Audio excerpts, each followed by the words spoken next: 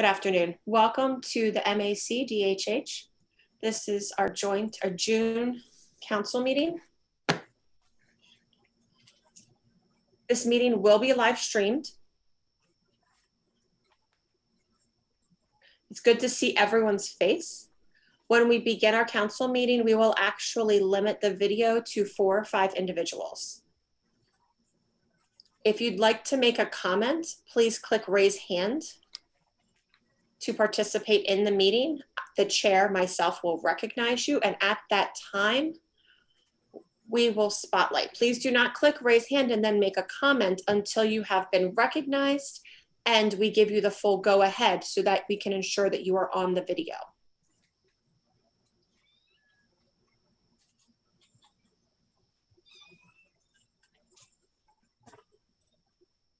Hello, everyone.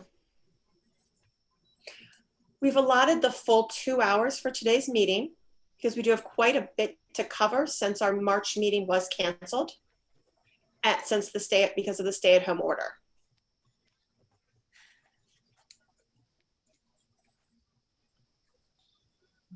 Myself, our officers for the Advisory Council, and the Office for the Deaf and Hard of Hearing did test the Zoom platform, and we hope that we have worked out the kinks. Please be patient. This is our first time doing this officially and going live, so hopefully we have worked out all the kinks already. Thank you for your patience. So today we have 5 new council members who have joined us. I will mention their names and then we'll quickly show their face so they can say hello.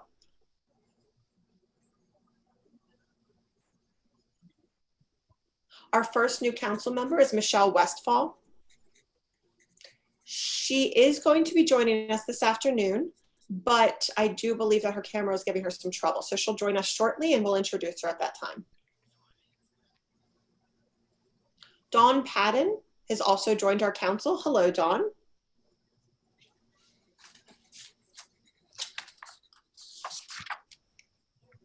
Welcome, welcome, Dawn. This is my first Zoom meeting. It's a little bit awkward. I'm learning it as we're going, but it's nice to meet you all.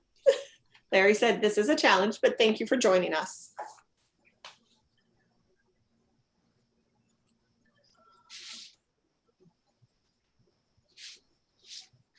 Next, we have Norma Moran.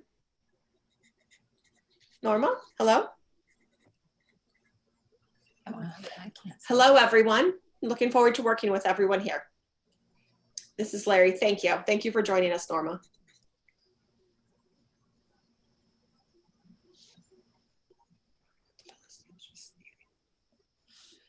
We have Veronica Davila Steele as well joining our council. Veronica.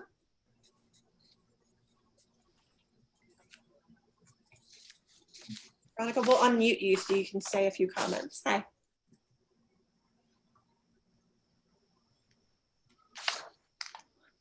We're excited to have you join us, Veronica. It seems that you're still muted.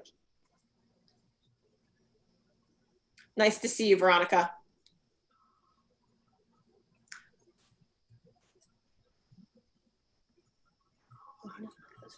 Alina Troxel from the Department of Health. She will be joining our council. She's currently on maternity leave, so she's unable to join us today, but we look forward to meeting her next council meeting. She did have a replacement who has joined us today, so thank you, Jed. We also have several deaf community members who have joined the council. Let me see. Oh, Michelle. Michelle, thank you. I'm glad you were able to connect. Hi there. I'm so sorry. My camera just wasn't working and it scared me to death. So my heart's been beating so fast. It's crazy. I understand. What I was doing is I was just letting our new council members give a brief hello to the group. We're looking forward to working with you, Michelle. Hi there. No, thank you.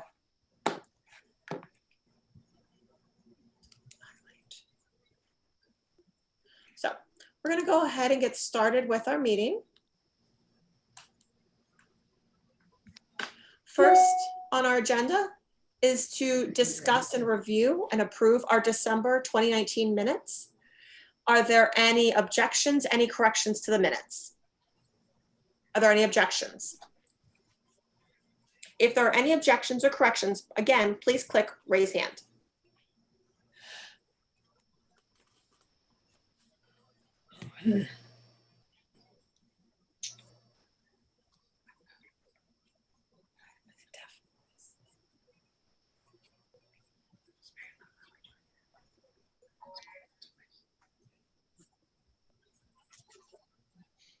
Okay, seeing no corrections, no objections, do we accept them as corrected and as written?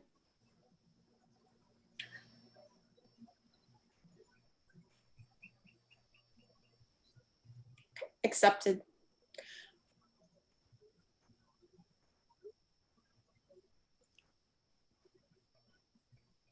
They are as written. Thank you. Thank you, Marny. Thank you, Marny. I did forget to introduce myself. I apologize. I'm okay. I am the chair and I'll be facilitating this meeting today.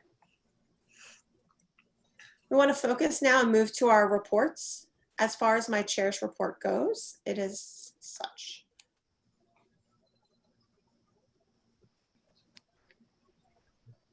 Since last meeting, what has occurred?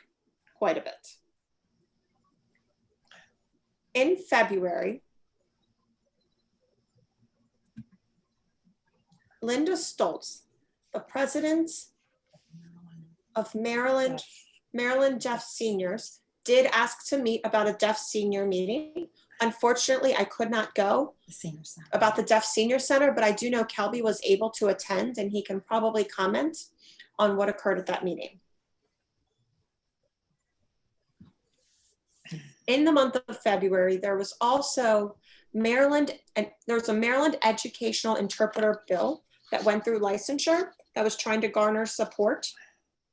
They did contact our council for requesting a letter of support. And I know that among our council members, there was some concern about people who are state representatives or represent specific organizations being for or against this bill and how they can show support without a conflict. So that's an issue that we will be addressing during new business today. So that way some council members do indeed want to send a letter of support or non-support or conditional support, and how can we do so as a council? So again, we will talk more about this under new business. I do believe that bill passed, correct me if I'm wrong. Linda Lee will be following up on this for us.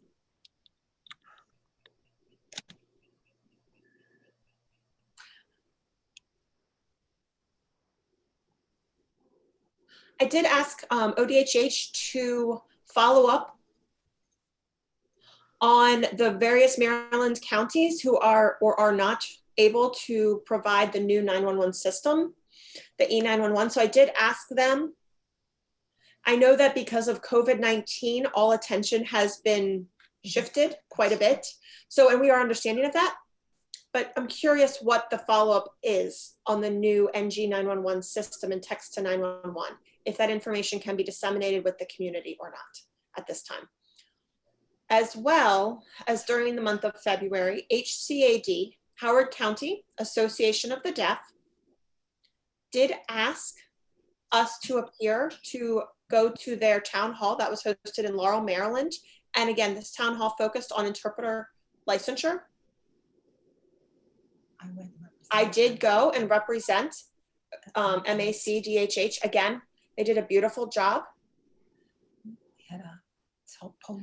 They did have a polling system which had live feedback, live polls, and it was automatic, instantaneous data. It was very nicely done. It was really wonderful. And that showed the support for the interpreter licensure bill from those who attended and who should have jurisdiction and control or run an interpreter licensure program. So I applaud HCAD. That was a very well-run meeting for use of the Mentimeter polling. Since the COVID stay-at-home order, that was, again, the executive order by Governor Larry Hogan, he has had several press conferences with interpreters, with deaf interpreters. And this has garnered nationwide notice. The Baltimore Sun did reach out and ask what my position is as the chair from MACDHH, and I did provide a brief interview. It was a very well-written article, and I hope that you have all had the opportunity to see that. It was very well written. Closet and shelf. And so there's a box of mold tape. Where? In the closet, on a shelf, you know, the shelving unit. Because I need to replace this. I got a sore on my head. Claire, there's a, but it's not muted.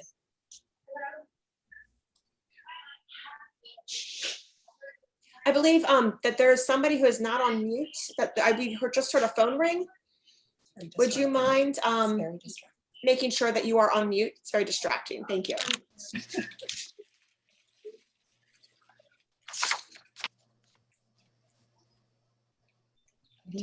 Text Tracy.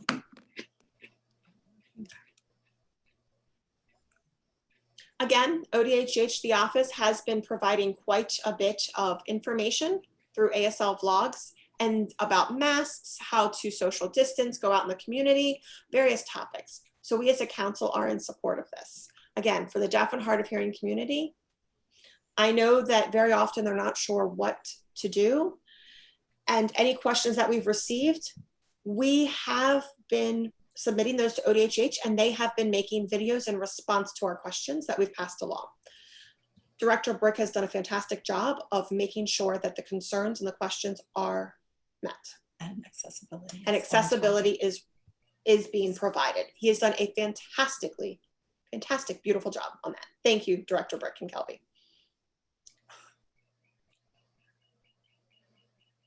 They also distributed census information. Very often people who read the information were a little bit confused. They reached out to ODHH. Again, the census only happens every 10 years. So there is an excellent FAQ sheet. If you need to follow up, if you're not sure, any detailed questions, those have been passed along. I'll send you the link if you're curious, but ODHH has addressed various issues in regards to the census. Again, they were concerned that there wasn't many questions on deaf and ASL, so those will be, any concerns will be addressed.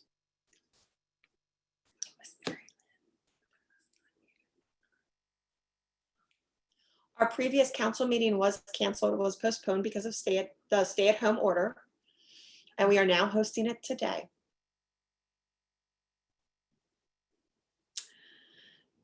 You know, I've been thinking, a lot of issues arose.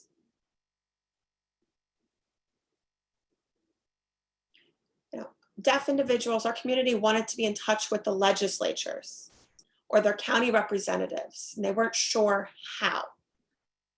So I did reach out to ODHH and I said, could we print a flyer, you know, of the council, of the list? They said, well, I'm not sure. It was the wrong list. Or the wrong list. Can we update the list? Based upon the zip code, how to reach out. You know, we don't need a complete list all in one area, but they thought that would be a good idea. So I believe Kelby is going to address this. If you're not sure where you live, who are my representatives, how do I reach out to them, and creating a consolidated list that would be easy to navigate for our community.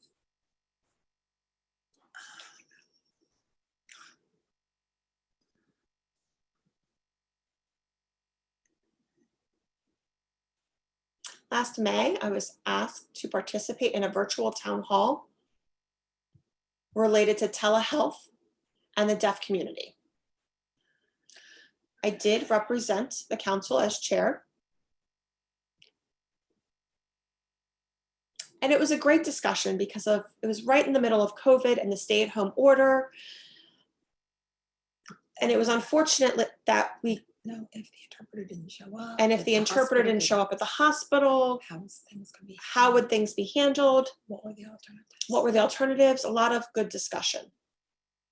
During the town hall, there was quite a bit of freezing of the videos.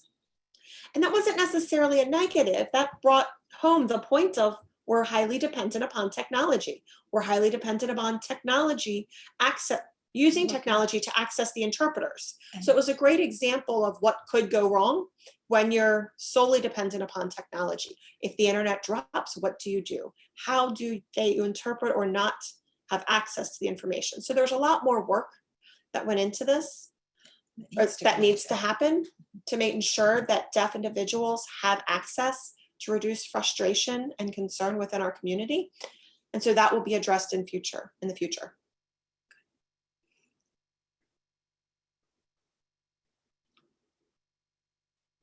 This month, we will be having a meeting to do a test run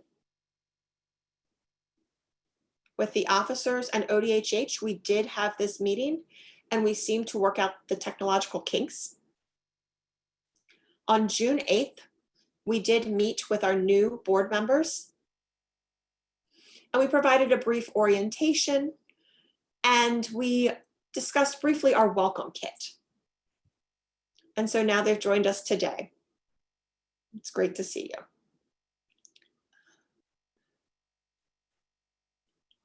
Today we do have elections. That's exciting. I will not be running the elections as chair.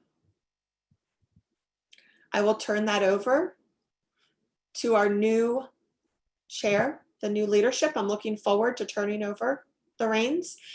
And again, it's been a wonderful experience, a very powerful experience for myself. And as chair and as a private citizen, I have learned a bit, quite a lot about the different state agencies, the departments, and the information that I've learned, I've shared.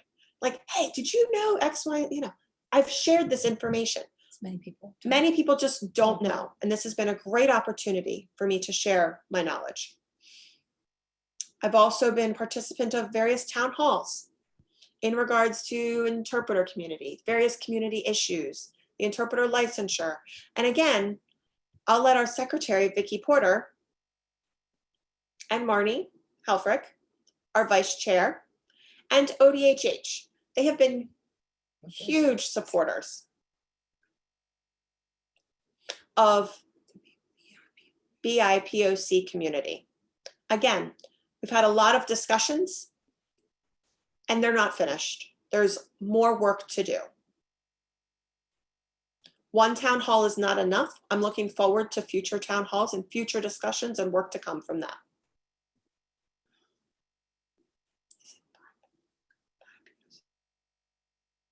I want to thank everyone, the community members, for reaching out to me, for sharing resources, for sharing your ideas, some feedback I've received. Really enjoyed this. Appreciate it. And I really appreciate all of this. I've cherished working with you as a community, and I want to thank you and say I love you all. Again, it seems as if now I've been known as the man with the black and white jacket. I'm known as the man with the black and white jacket, but it's been great. And I want to say thank you to Fred Hartman for that. Thank you. Love it. Love it. Thank you. I see a hand is raised. I believe that we'll switch interpreters at this time too. Then. No, switch. Yeah, I guess you can.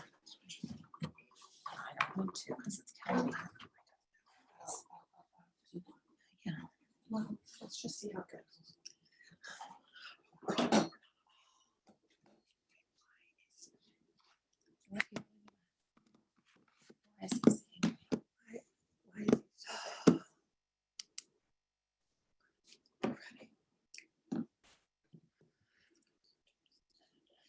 I just thought of something else before I proceed. I want to discuss some ground rules. I got so excited about starting the meeting, but the ground rules. We have a lot to cover.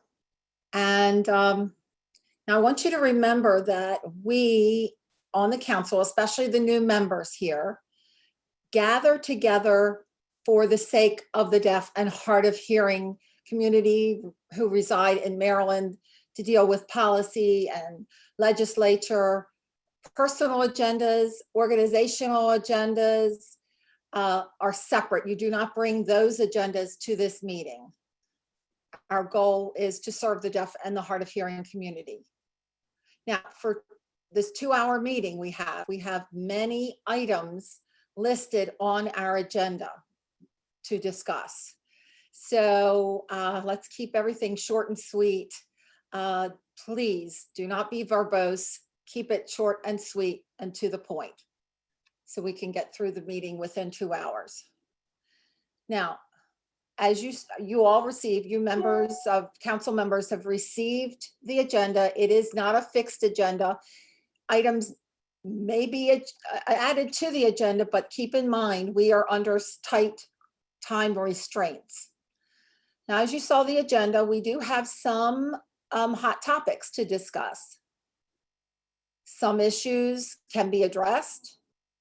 Some issues we might have to table to another meeting because the officers at ODHH are still gathering information.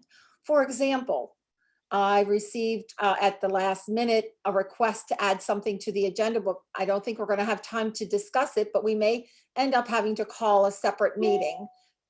We need to proceed as time permits and allow certain items to be discussed as the time permits. Now, thank goodness my report is finished. Now, Marny, do you have anything to report?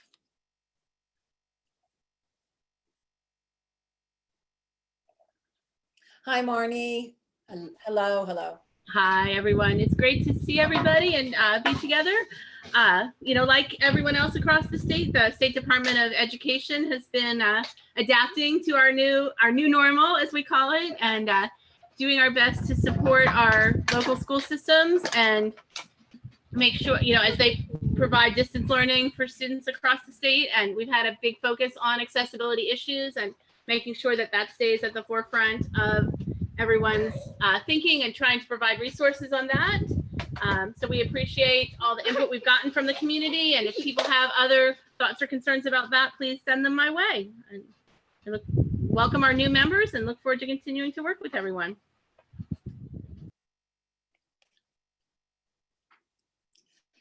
Thank you so much, Marny.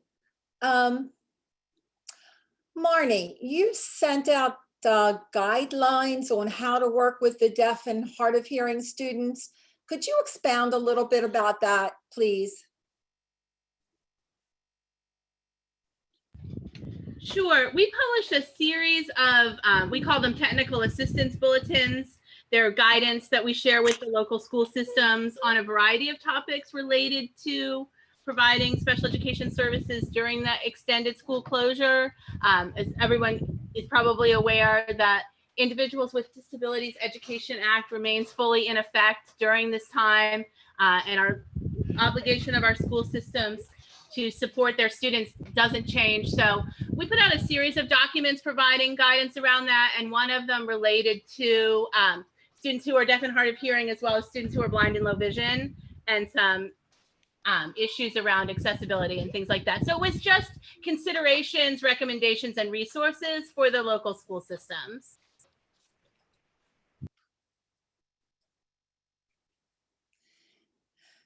Thank you, and I appreciate that so much, Marny. Yes, I've read those documents, and please, if you haven't read it, please do so and read those suggestions that were outlined in those documents Marny mentioned. Secretary Vikki Porter, do you have a report? Do you know her? I do, and I do. Hello, everyone. Hi, everyone. Can you see me okay? Anyway, thank you very much, Larry. And my report is basically what the council has been doing since I've been there for 4 years now. And I would like to say that I am sorry, so sorry to see Larry leave the council. I have really enjoyed working with him as the chair. He is so passionate and he really does care. And he really works very hard. And I truly appreciate that. And I thank him. Now, as for myself, I have decided to run as secretary again. So I just want to let you know, and my report basically follows what Larry has just said. We did follow up with the text to 911 issue, and also people have been contacting me and saying they really appreciate ODHH's efforts and getting the community involved with getting appropriate information out there to the community about the coronavirus. They really appreciate, and they felt that they knew exactly what was going on as equally as hearing people did. And so that's my report. Larry says, thank you very much. Okay, Vikki is going to run again as secretary. I am so happy. She does great work. Thank you. Now I'll turn it over to Director Kelby Brick for his report.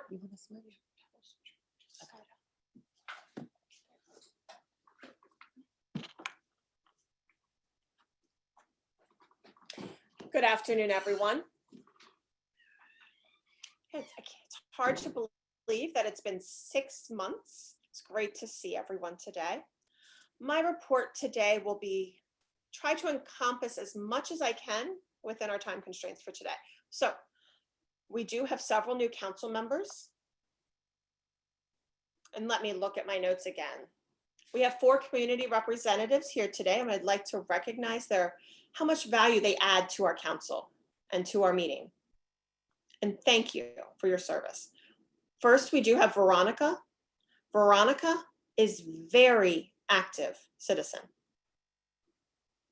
For the hearing loss chapter, she is heavily involved. Again, she's a great representative and a good role model for those individuals who become hard of hearing or late deafened. Michelle Westfall is a parent of deaf children within the school system, and as well. And it's great that she can represent and bring her knowledge to us. She's well written.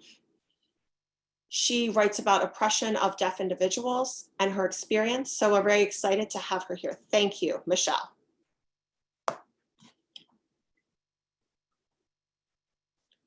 Norma is another council member, again, well known worldwide about cross-cultural training.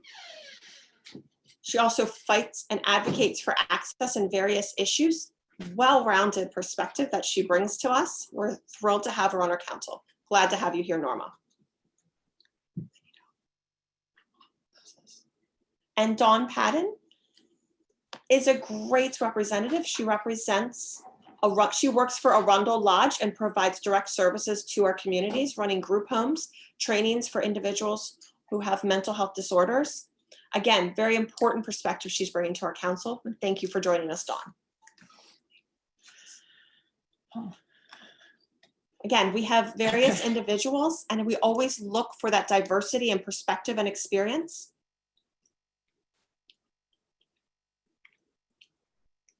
I know that we are, and I want to emphasize that we are still in the middle of the pandemic.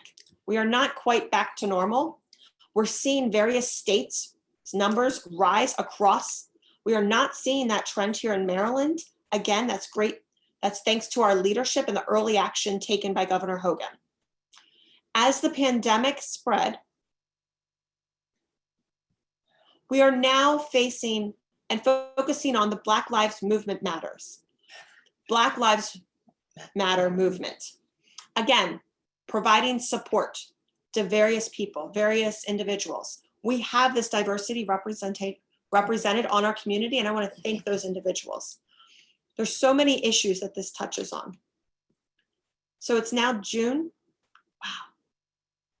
We have 64,603 cases, 2,900, almost 3,000 individuals have passed away from COVID.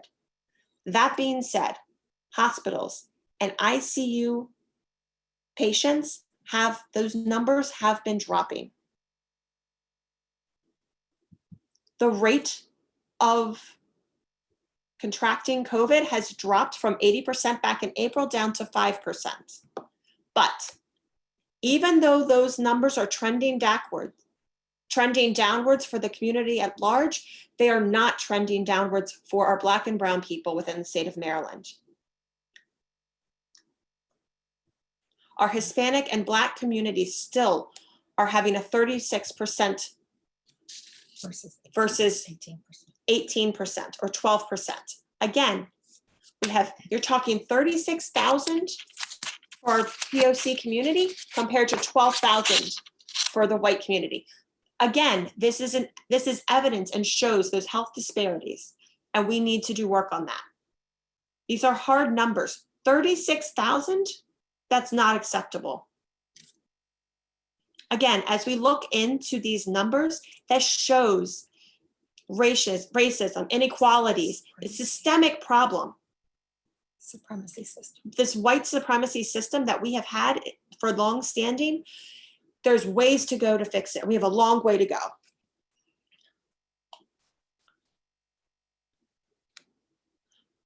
I really want to look into what we can focus on. Instead of focusing on the individual, look at the systemic. Look at these inequalities and these disparities. There are marginalized individuals, the Black community, the brown community, other individuals of color that this is spilling over into now.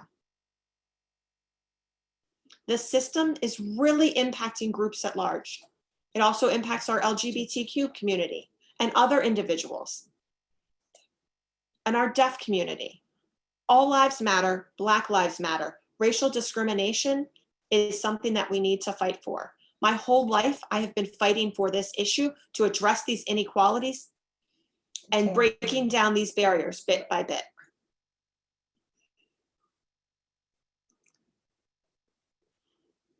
There are protests on the street in regards to police brutality and issues and concerns within the police system. This doesn't just this impacts people of color and people who are deaf, individuals with disabilities as well. There was a deaf man shot by the police. He also had a marginalized identity. Again, most of those individuals are people with color, and that's a concern. This community is being impacted. There are many incidents within Maryland, and most obviously, what we saw here in Salisbury in 1968 in Maryland was Daniel Henry. Daniel Henry was a Black deaf man who had an altercation. He walked away and the police shot him in the back 3 times because he wasn't following instructions. He was deaf and did not hear the instructions. Again, there was a situation in Atlanta, very similar, not the exact same situation, but very similar situation last week in Atlanta. Daniel Henry was Black, he was deaf. There had been several weeks of turmoil in Salisbury, lots of riots, and it's not unique. This is the only story out there.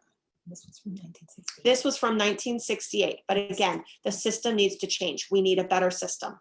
We need more role models, especially individuals of color.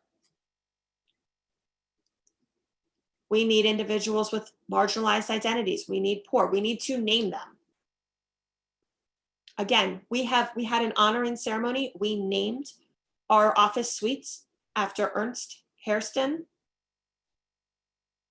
He was one of the co-founders for the NBDA, National Black Deaf Advocates.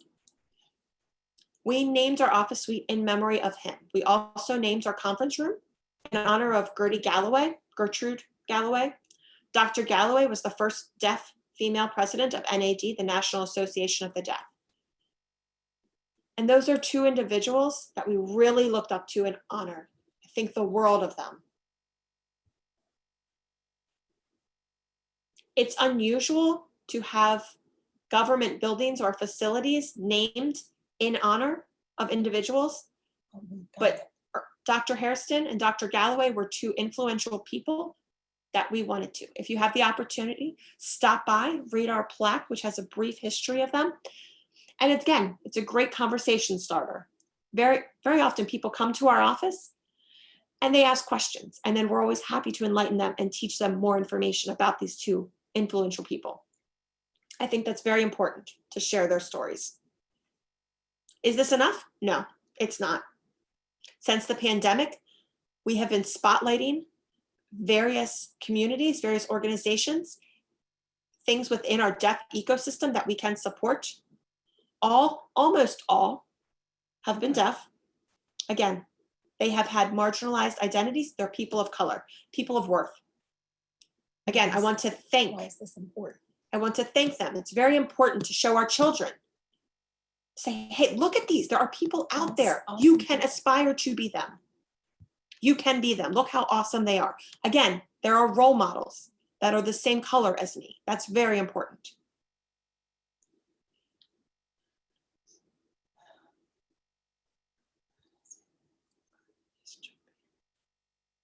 We need to address the system.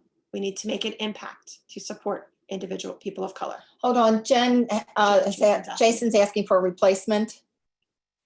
Switching interpreters.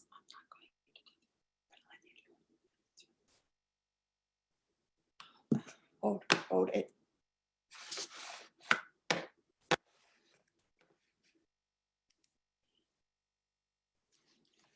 Okay.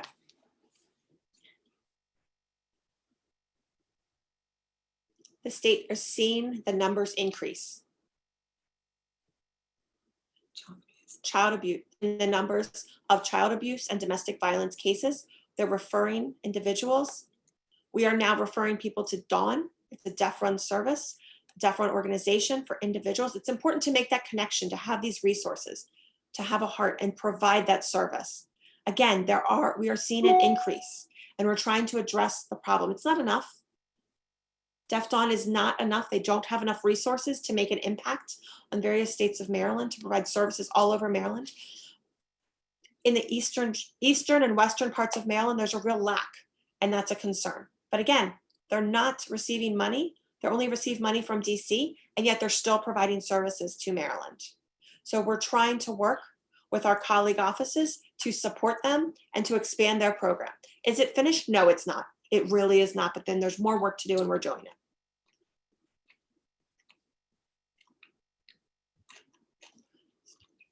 Since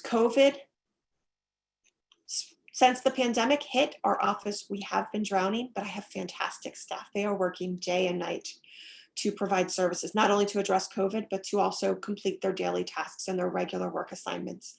They have focused on two priorities that were easily identified. Again, our first priority was to save lives. We needed to save lives of Marylanders. That information needed to be communicated throughout the state. We've been creating blogs, providing access through ASL, in the evenings, providing captions and transcripts for individuals who are deafblind. Any way that we can provide access, we have been trying to share this information with people. Again, we have found that policy changes needed to happen. There needed to be adjustments to policy. Again, our goal was to save lives and reduce the number of people impacted by COVID. We then added a third priority.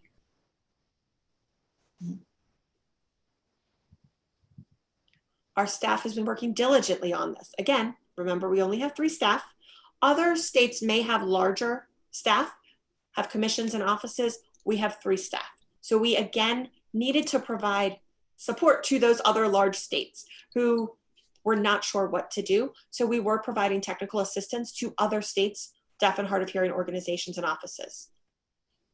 we realized we needed volunteers. We needed volunteers for healthcare, volunteers for food banks. We needed volunteers in various capacities. So we then focused on our deaf community and we asked for help. And we reached out and we thank those volunteers who were able to help out. Nancy Lynn Ward. She coordinated our volunteers for us. She recently released many videos. There's more to come. We have many, over 70 videos published and more to come on various issues, from face masks to how does testing work? What does testing do? What is the testing? Again, our videos have been released. We'll release more, but to have signing volunteers provide these FAQs, we really thank her for her service, and we needed that in Maryland.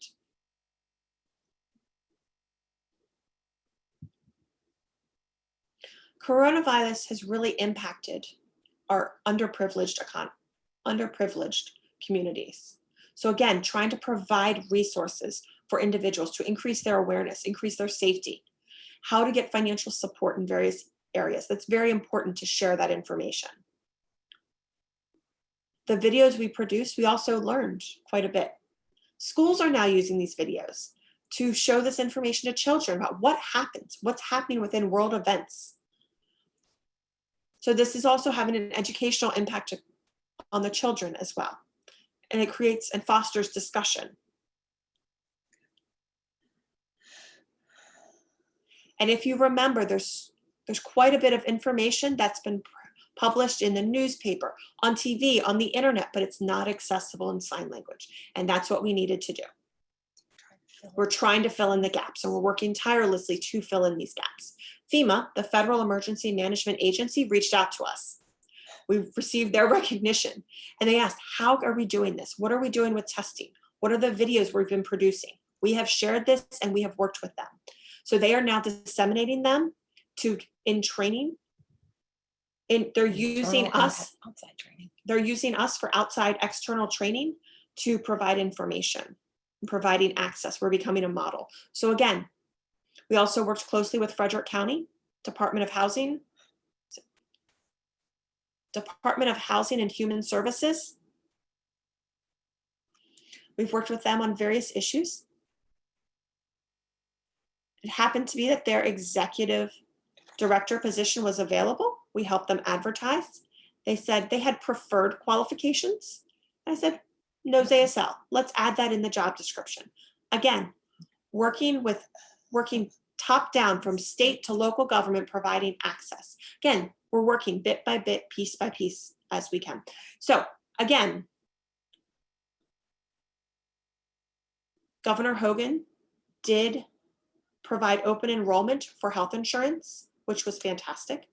Every year, the state offers anyone who does not have health insurance can apply during an open enrollment period. It typically is within the fall. I believe it's the month of, it ends around the month of December.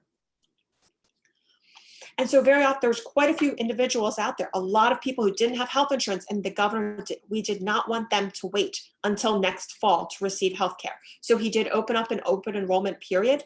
So more Marylanders now have health insurance.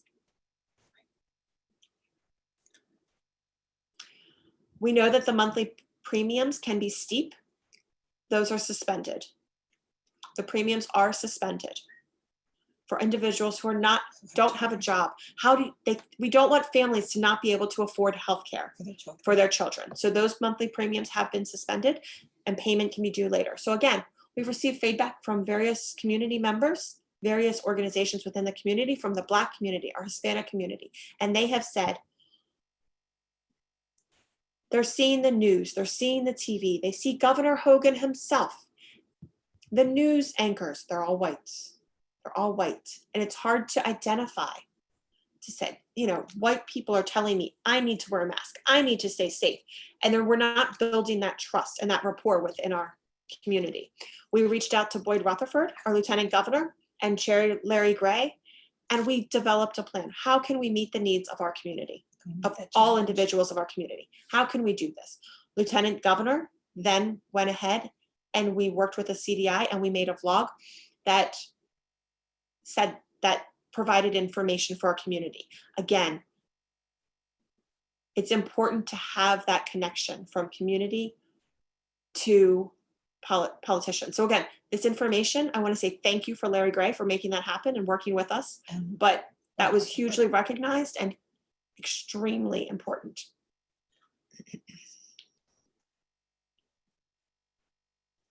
Governor Hogan also suspended evictions. You know, many individuals were laid off. You cannot be thrown out of your home. You will not lose your home. The economy is in turmoil, and it's important that people stay home. Staying home means not having a job. It means that you need to stay safe. So Governor Hogan has provided protections for individuals and Marylanders. We're also, utilities cannot be shut off at this time. In April, we announced Maryland's ASL Recognition Day. That was a great event that happened at our press conference. We want to say thank you. Governor recognized individuals. Again, to make a change, we need to vote. We need to be participants. And so there was a special election hosted for one district. Which district was it? I forget. But again, the whole state then went to primary elections. Was that June, about 2 weeks ago? There were absentee ballots, there were mail-in ballots. So again, I want to remind people there are ways to vote, and please vote. We've been working with Department of Corrections as well, with our prison system in Maryland. They went into lockdown. The inmates still needed access at that time. Interpreters were allowed access to continue to provide services to the deaf inmates that are there. Various issues have arisen. Various departments and organizations are now asking us to add to the executive order for early release those inmates. For, you know, the executive order did include inmates who are high risk, considering seniors, individuals with pre-existing conditions. We've also added individuals with disabilities.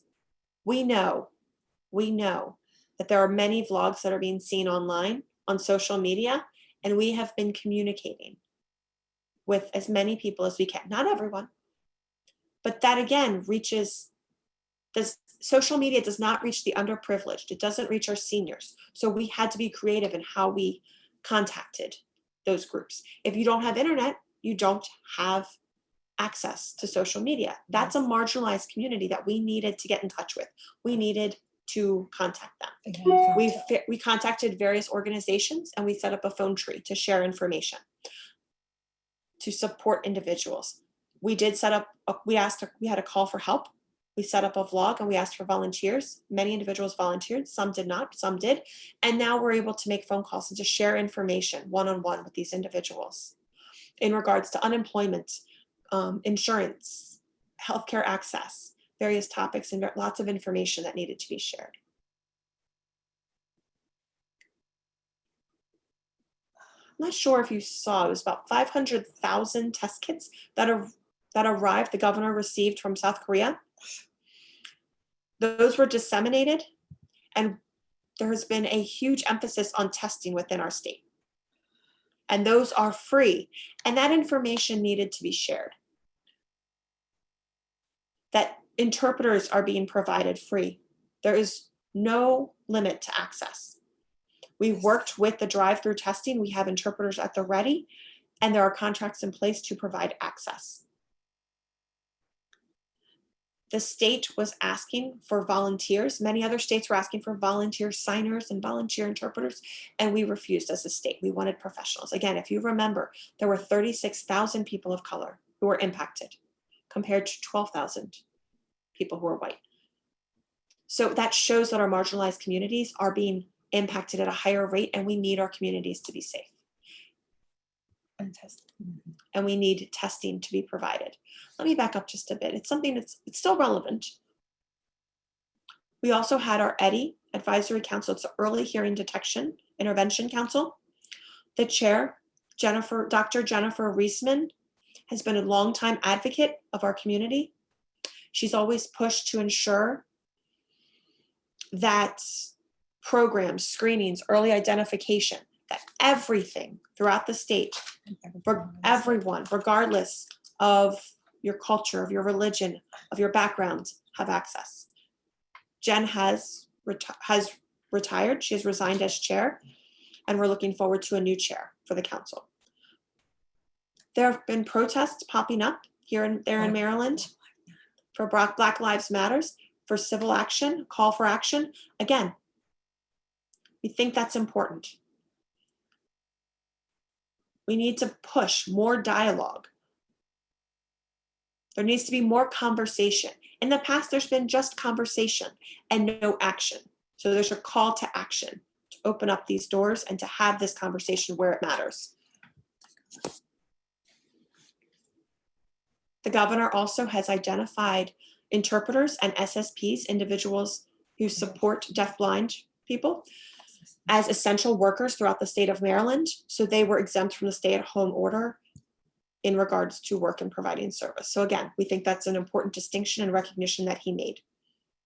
The governor has announced that support individuals for people with disabilities in hospitals, they have recently not been allowed into the hospital, and they are now allowed into the hospital. So for individuals who have a developmental disability, this is a strong step to provide access to their support person.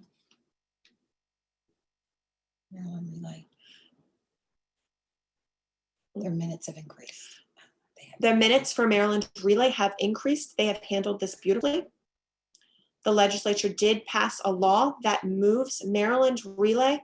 They were previously under Department of Information Technology. They will now be housed within Department of Disabilities. The legislature did accept 2 amendments. And those 2 recommendations were that the director from here on out who has oversight over Relay is deaf or hard of hearing or speech disabled. Again, And must be a user of and must be a user of Relay. There also will be a deafblind access, a call facilitator program. For so long, deafblind individuals have not been able to make telephone calls through traditional Relay. So again, this is now in law. We are a strong supporter of this. So again, the governor and the legislatures did accept our 2 amendments to their law, and this has taken effect. So they also announced a new contract with Hamilton Communications, for providing relay service. Part of that contract includes the RCC. Relay Again, captioning. that's relay Conference captioning. teleconference captioning. So as we see here, we're using Zoom. I know there's various signs for Zoom, but Zoom, we're using Zooms. This is free. RCC will also be free, and that will be providing captions. So again, when you access a meeting, if you're at work or on your personal time, you can have access to captioning. This information will be shared with the public on how to use that and how to access that. Now, going back to the coronavirus, we've invested millions of dollars in our meals program. Many people are now not financially sound, so they are struggling to provide breakfast, lunch, and dinner to their children, to their loved ones and their family through the school program and various meal delivery services that have been provided through the state. We are working close with Maryland to make sure, with MSD, to make sure that as those students are home, they still have access to education. MSD has been working diligently to provide technology and equipment to make sure that the students can talk with their teachers and communicate. Maryland Relay has been heavily involved in this, and we want to thank David Behar for his leadership and for his support of MSD. Maryland State did ban the use of Zoom, which created a problem for access. We need captions. We need to be able to moderate and move our video screen as you see it today. So they did provide a special exemption to allow our office here to host our meeting with access. We worked via Zoom. We worked diligently with them to compare options, and they have given us a special exemption for certain meetings. We've been working with Behavioral Health Conference that will be hosted next month.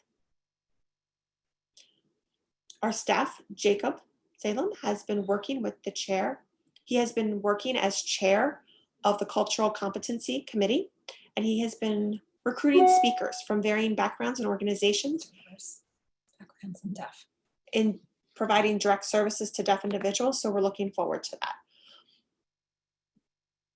You will be notified. Tracy Ann has been heavily involved in working with developing financial literacy workshops, providing education to our deaf constituents or deaf community on your paychecks, providing empowerment in a financial sense to our deaf ecosystem. Again, the more people are empowered, the more aware they are, the less disempowered they are. So again, a large community was laid off from the pandemic, and we want to work with our community to provide access to them. Those are on hold right now because of our pandemic that we're faced. But again, we're working out alternatives, whether it be providing access through video, or editing. and we're currently editing these videos to be provided. We're also working with various group homes to make sure that their staffing is safe. Again, thinking about they have staffing and resources. We're not focusing on the privileged, we're focusing on the underprivileged to make sure that they have enough staff, they have enough PPE. And that's a huge challenge. That truly is a huge challenge to coordinate resources and supply and demand and make sure that they have what they need. I'm not satisfied with the work that we've done, but it's a work in progress and we are getting there. We also have a pool of interpreters that we've been using for the state of the state. We did provide interpreters for the state of the state. We had a deaf and hearing interpreter team, and we've been working with a pool of interpreters, and we've realized that it's time now to expand that pool, to build a capacity, to grow our pond, to have more fish within it. So that way we can have more competency within the community. And so we are currently working on expanding our pool of interpreters. We have, to those interpreters who are hearing and deaf who have been providing access for our office, thank you. Thank you.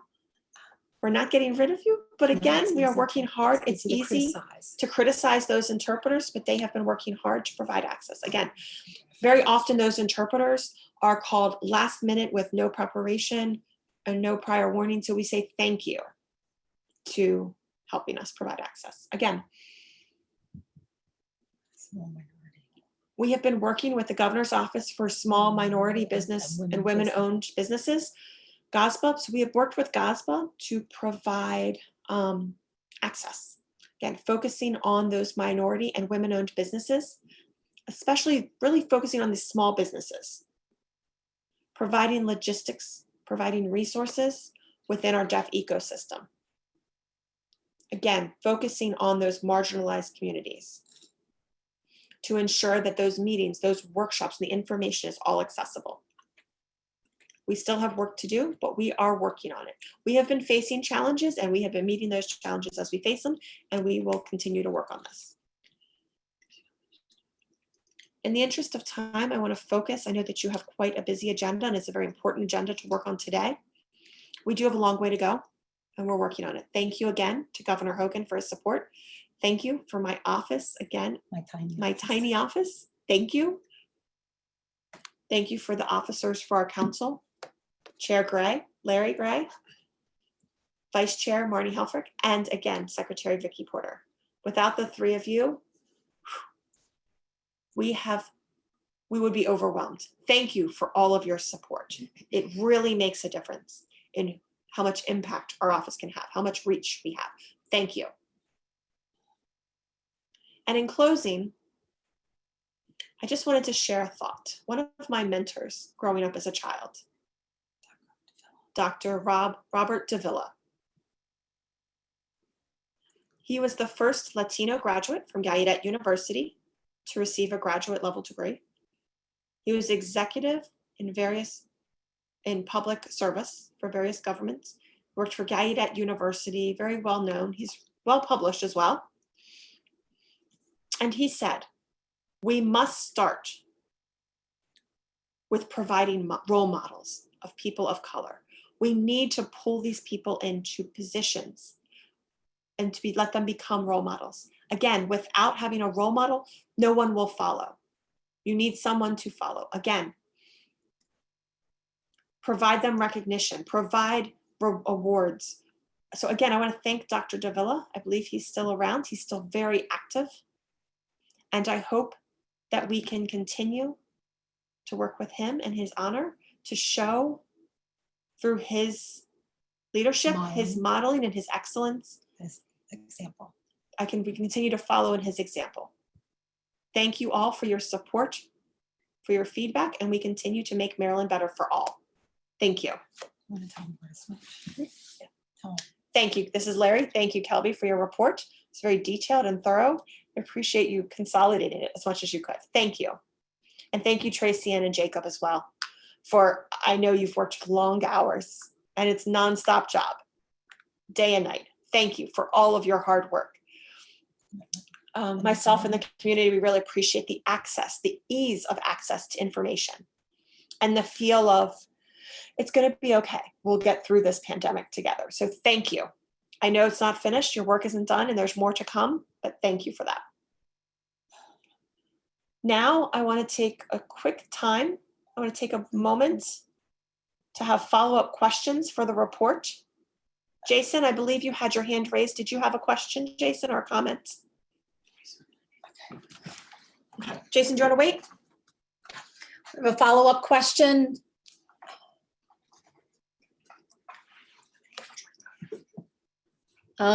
Jason? Oh, wait, I don't have, Becky, come back. Come back. Tell them hold. Follow Sign. up. Sign, hold. Let me switch. Switch, it changes our view.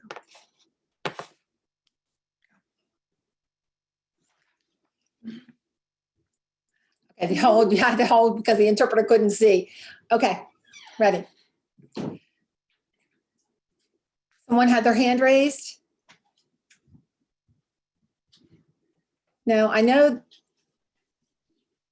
Jason, hi there. Jason, do you have a question? Oh, that light is so annoying in my face. Yes, it needs to go. You have a follow-up question, Jason? About what Kelby might have just presented to the group?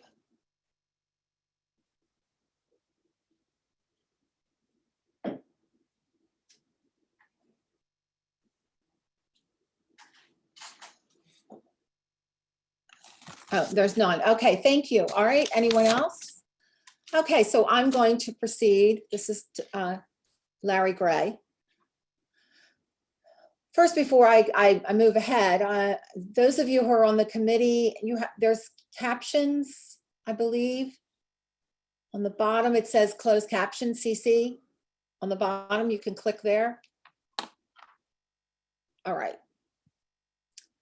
Now, we'll go into old business.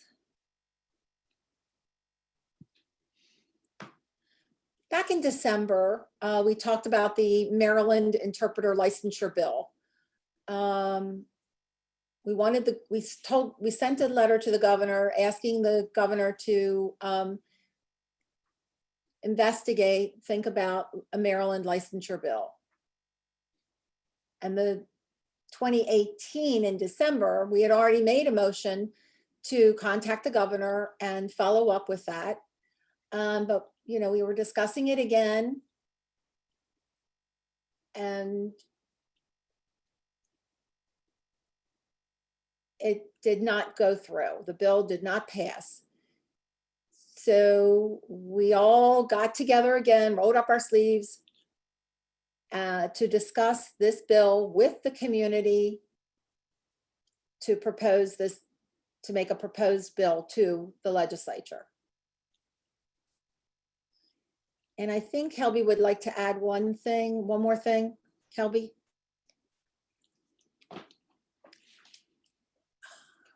Oh. I had this in my presentation, but about the sign language interpreter bill, I thank you for reminding me, but I didn't just address it. We sent a formal request that our office submit a report by the end of this summer, giving them policy options on how to prevent fraud and unqualified interpreters. Our office did a lot of the research and a lot of the homework, and that's all pretty much complete. And if the council members here have any ideas during the summer, please give them to us. And at the end of the summer, we're going to have to give this report to the legislature.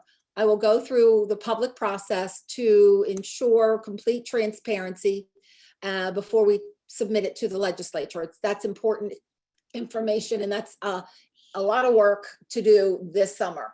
Larry, thank you very much for this information. If you have any feedback, any comments, it's important for all of us and all the community to be involved in this and to send their comments to Kelby's office. Moving ahead, so maybe some of the members are struggling to do the hand raising. If you are, just type in the chat box what you want to say and I'll bring you on board and recognize you. Next, minimum number of deaf patients in nursing home or assisted living facilities. Let me look at the time. We've got to move ahead here. I'll be happy to table that to the next meeting for discussion. I'm not saying that this is insignificant, and it is an important issue, but I think we have to do more exploration, more data collection first before we really address this. Are the council members okay to table this to the next meeting? Are there any objections to tabling this? Any objections? Raise your hand. I'm waiting a few seconds for people to either type or respond in whatever fashion.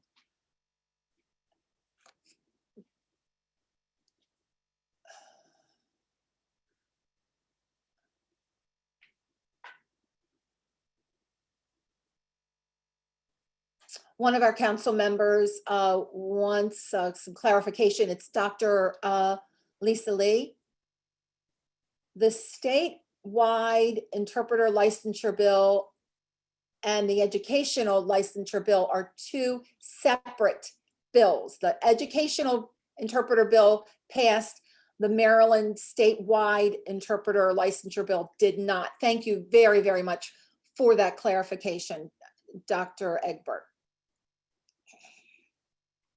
Since there's no objections, I thank you for allowing me to table that discussion until the next meeting. We'll proceed to the new business. Now, 2020 priorities. We discussed that, we were supposed to discuss that back in the March meeting, but we had to postpone that until today. Now, does anyone have any priorities that they want the council to work on? For example, I don't know, accessibility, in-state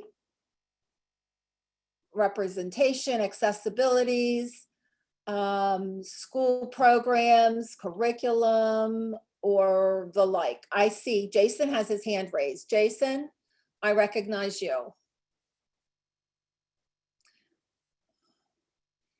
Yes, Jason speaking. I was wondering if the state could establish a deaf-blind advisory board. I see that there are other states that have that specifically for deaf-blind individuals, and it's very beneficial. I should contact Kelby, and Kelby told me that I should contact the council to see what the council's pleasure is. And Dr. Gray said, yes, the deaf-blind advisory board. Yes, I'm in full support of that. Now, how do we go about that? How to establish it? Is it through legislation? That's a great question. Kelby, had his hand raised. We'll bring Kelby on to address that question from Jason.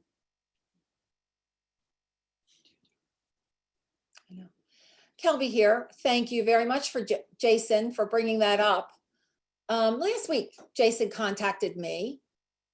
And why? And it's because he's a national leader on deafblind issues, and we're very fortunate to have him on our council. He was asking to speak to CNN, and I liked his views. And so he contacted me last week, and we talked to CNN and how to structure this. And I will be continuing to work with this with our staff this summer to see what it might look like. But I think Jason is here to ask the council for your blessing to explore this issue. And if he gets your blessing, then we will work on the how-tos and the what-fors and what we need to do. And then have a design idea to present to the council maybe at the next meeting. That's the ideas that we're looking at right now. Dr. Gray, yes, Kelby said Jason wants our blessing as the council, the MACDHH council. Do I have, you want more questions or clarification? Please type it in chat.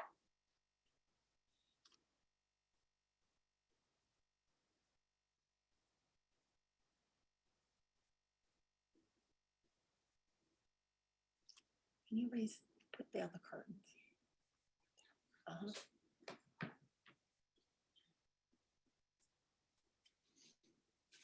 Two more. I need more feedback from the council members. Okay, there's a couple more giving me votes, feedback.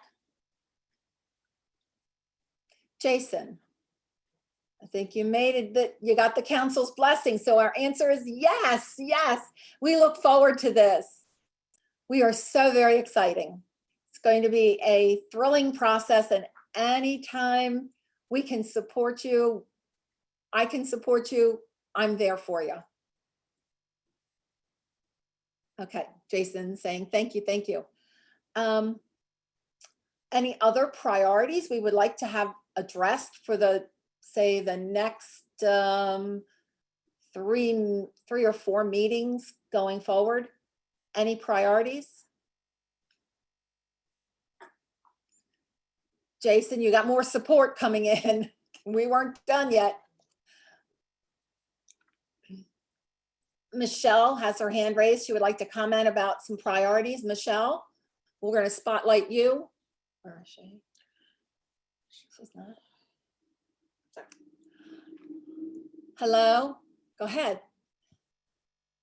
I would like to suggest as one of the priorities, since you mentioned that the educational interpreter bill has passed, which is great news. I am absolutely thrilled to hear that.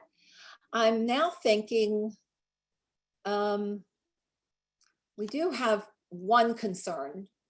Now it's my understanding that Maryland only has a person who evaluates all of the educational interpreters, if I'm correct. Okay, yes, yes. Her name is Elizabeth Mon. She is the only one in the state of Maryland who evaluates and certifies for the EIPA for the state of Maryland. And, you know, there's only one truly for the whole state of Maryland. And now we've passed this educational bill. I feel this is much more serious, and we need to discuss, you know, a way to convince Elizabeth Munn to add additional people to help her certify educational interpreters for the whole state of Maryland, and not just have it her alone. Dr. Gray says, I'm going to summarize. The educational bill was passed, and the only person that screens these interpreters to say that, yes, they are allowed to interpret in educational settings or not, is just Dr. Elizabeth Mon, and she's very concerned and would like to expand that pool. Did you want to respond to her, Michelle's comment, Lisa Lee? Let me back it up. The bill did not pass. This is Lisa Lee speaking. It is on hold because of the coronavirus. Yes, we are concerned about just one assessor. She does not decide whether the person passes or fail. She's a proctor. She gives the test to the individual. So right now, the state of Maryland has one person to give the test to. Individuals who are interested in interpreting in the educational setting. Now with EIPA, this is DC, West Virginia, Delaware, New York. People from Maryland can go wherever they want. They don't have to take the test here in Maryland.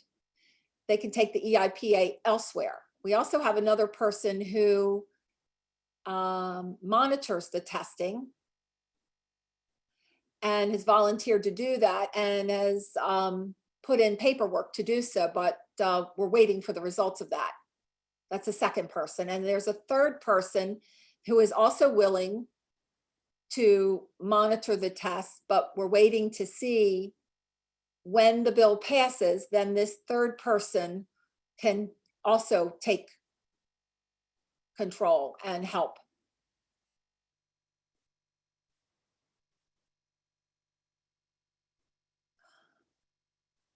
How does she say it? They give the test.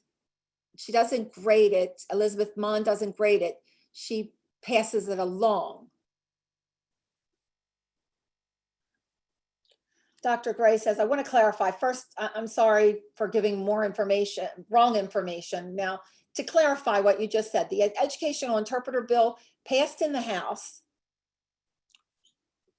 Dr. Egbert said no, committee. Okay. In committee only. Committee. It passed in committee. There's no more discussion on this? Not at this time. We're waiting to see if it passes next year from the floor for full legislative session become law. Hopefully there'll be a different number, it'll be a different situation next legislative session. Okay, thank you. I apologize for misinformation. I'm so sorry. It was on me. Thank you for correcting me, Dr. Egbert. Thank you. Thank you. That's okay. And again, that's just licensure. Licensure, this is not the general licensure. This is very different. There's educational licensure and then there's general use interpreter licensure. So Right. Just make sure we're talking Dr. apples and Gray, apples. right. Thank you. Thank you for giving me additional information so I can clarify it to the council. A friendly reminder for everyone, when you want to comment, please let me know and wait for Tracy Ann to spotlight you. There's some, a couple people trying to respond at the same time. Kelby, did you want to say something? Kelby. Okay.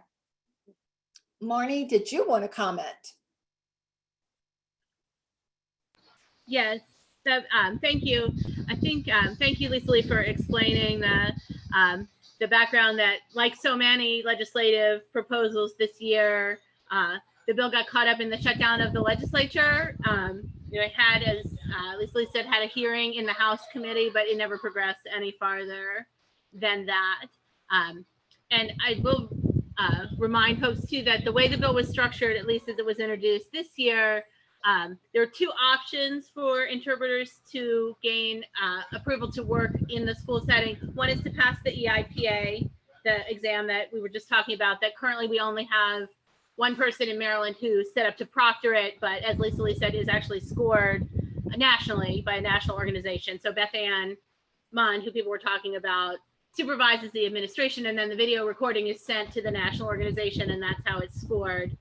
The other option is that for folks to have another national interpreter certification through RID, then those individuals who have that licensure or certification would be eligible for licensure to work in K-12 schools in Maryland under the provision of this bill as well. So there's there are multiple pathways, but if the bill does pass, I think looking at the sort of potential backlog of testing of folks who are currently working in schools who don't have certification or haven't done the EIPA testing because it hasn't been required up to this point is a significant logistical concern that we will need to look at should the bill be approved, because we just did some informal assessment amongst our school leaders across the state, and the percentage of interpreters currently working who meet those criteria as they were laid out in the proposal is low. It's very small.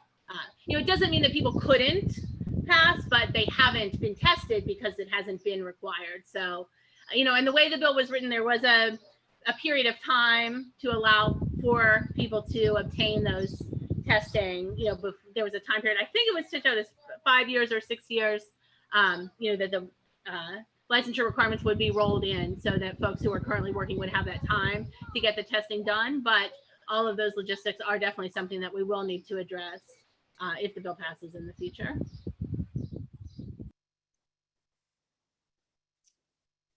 Larry, thank you, Marny, for adding the clarification. I recognize that Vikki would like to make a comment also. Spotlight Vikki. Hello there, and I also want to add a very important piece of information to this issue regarding interpreter assessments. Now, I know that there are a lot of people of color who want to become interpreters and have failed because the test had their own bias, the racial bias. So if we want to hire more testers, we need to be aware that we need to have more people of color representation, regardless of whether it be regular interpreting or educational interpreting. It should be both. We need more POC. Larry says it's also important to consider and to be involved and, talk about making this a policy. The two priorities we have are Deaf-Blind Advisory Board that the council supported, and Michelle was concerned about the assessment of educational interpreters being proctored by only one person, and Dr. Lisa Lee and Marny were involved and also concerned and want to make this bill a little bit stronger. Thank you for sharing your feedback on those priorities. I concur that those are doable, that we need to discussion. Yes, somebody else? John's asked to switch Jason's asking to switch interpreters, CDIs.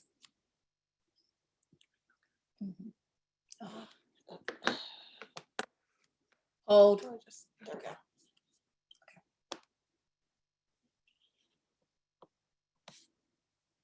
Are we okay, Jason? Is everybody okay? Dr. Lisa Lee had her hand raised. Spotlight Dr. Lisa Lee. Yeah, I can't see her very well. There was a question about priorities for our council. And as I understand, we need to support the deaf ecosystem. We do. But right now, I feel that most people are working for other companies, working for the state government, federal government. Most people don't have their own business. Most deaf people don't own their own business. And so for the last 2 months, really, we've been focused on, there's been a huge focus on helping people who are unemployed.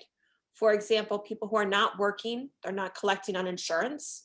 The system has been failing a lot of people. They can't get through. You can't call somebody and talk to them. And so for me, we need to support the unemployment that we're facing as a state too. Larry, that's a great priority for us to work on in the near future, whether we're going back to work full time, whether we're going to telework, whether we're going to stay home, whether we're going to work through video. I think, yes, we can explore that. I'll put that down. And thank you very much for that suggestion. So now we have 3 great issues to have to address as a council. Thank you, Dr. Lisa Lee. Kelby has his hand raised. We'll spotlight Kelby. Do you want to do it? Okay. This has been a great discussion on the priorities for the council moving forward, and whatever you decide, the office will support and follow. I did want to throw my 2 cents in. I believe we need to encourage statewide dialogue on a variety of issues, including racism and other issues. And how do we make a systemic change? Again, this should be a priority for the council, and that can also overlap and raise this issue and raise the visibility. I think we can all do more and empower all of us to do it. The time is now. We don't want to have another missed opportunity. All eyes are on this issue. Let's take advantage of this and let's work hard. I don't want this discussion to happen in the dark behind closed doors. We want this to be a collaborative effort, a collaborative discussion. So I just wanted to throw that idea out there. Dr. Gray, that's a great, yes, it's great for us to discuss inequalities in the state of Maryland and the whole system that we have in the state of Maryland. Can we discuss all of that completely within 30 minutes? It has to be, no, we can't. It has to be ongoing dialogue with all of the stakeholders, all of the organizations getting together to discuss this thoroughly. And yes, the council, I believe, can support this. And I myself do support this. Norma, do you have your hand raised? I'll spotlight you, Norma. Hello? I am new and I am still learning the process. What Kelby said and Larry just mentioned, to focus on racism, it's a perfect time, systemic oppression and marginalized communities. And one of the reasons I accepted to join this council was to help to make a difference for my deaf, Hispanic, Latino community. Now, in general, the state of Maryland has the 2nd largest Latino population in Maryland, especially located in Prince George's County, where I live. Now, you know, once the hearing group is big, you have a small subgroup, good number of Latino deaf in that same location. Now, I know Tracy Ann and other staff members of ODHH have made different vlogs, but for those Hispanic, Latino, don't have a good education, don't have full access to ASL or access to English, they are still struggling to understand the vlogs that are made. They're asking me to clarify what was being said in those vlogs. So is there something that perhaps we can work with you to improve upon? You know, let's say for outreach, for more access to improve their quality of life. My life as an educator and professional is different than theirs. And I see them when they contact me, I see what's missing from them. And I'm trying to figure out how we can support that and how you all can make the information more accessible to them. Is it a priority, or is it another way that we can explore the possibility of doing this? Larry, yes, yes, yes. I need feedback from the community. The office is accepting a feedback. I get any feedback I get or hear from you will increase accessibility to that population. Yes, contact ODHH, contact Tracy Ann within ODHH's office. Yes, yes, yes. Anything you want for more clarification, or something is vague and not clear, but it's understandable to us, but not to the Latino community, please, please, we want to hear from you. Yes, it is a priority.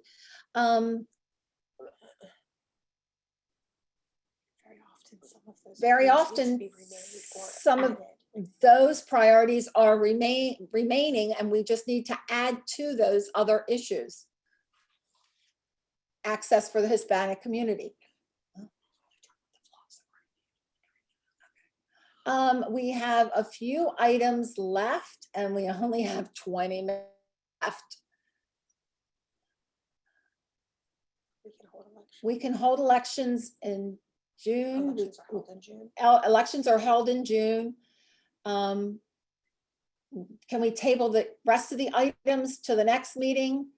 And if the council members we can table those to become old business for the next meeting. Is that okay? What's the pleasure of the council?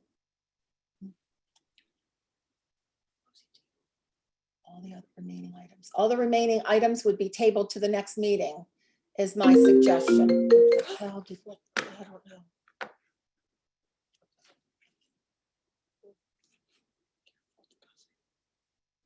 Michelle agrees and is fine with that, to table the rest. I need to hear from the rest of the members. Two agree to table. Any objections to tabling? Maybe that would be easier. Okay, we have 3, 4. Greg has his hand raised. He wants to say something. Oh, you popped in, Mr. James, with your picture, with your video, and then you popped back out. Okay, it seems as though the council members are in agreement. Wait a minute, let me count. 1, 2, 3, 5. 5. Jen, do you agree to table the remaining items? Okay, now we have 6.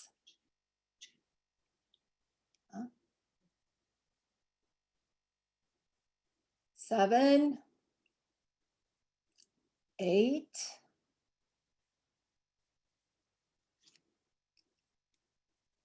More votes. I think we're at 10. 10, come on. I've only got 10. Okay, so the majority, it passes. Thank you. Thank you, and I appreciate your concurrence, and in order to save time. And the next meeting, we will address those issues that we have tabled today. Thank you very much. Now I turn this over to Dr. Lisa Lee, who is going to run the election. Spotlight Dr. Lisa Lee, please. Yeah. Hold. Interpreter switch.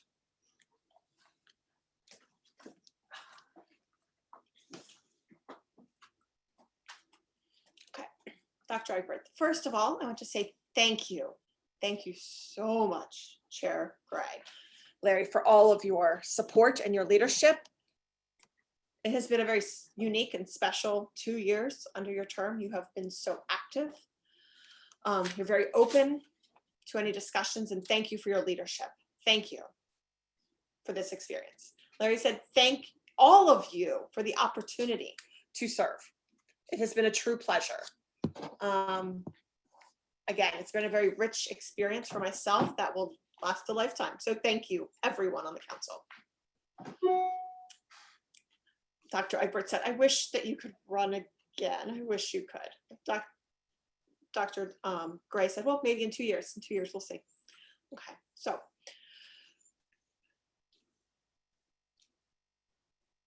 Is this going to be a public vote or a private vote for elections? We do have the option. My